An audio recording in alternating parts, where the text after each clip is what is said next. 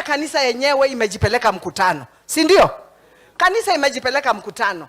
Na hii kanisa kujipeleka mikutano, wameona sasa kutoka sasa kuendelea vile wataishi kama kanisa. As we trust you as a church to move this country forward in the mighty name of Jesus. Mumejipeleka mikutano, mumefikiria, and we can see you are taking us in the right direction. Asanteni sana, Mwenyezi Mungu awabariki. I would like to take this opportunity now to welcome Reverend nini weba dogeba ndukambwe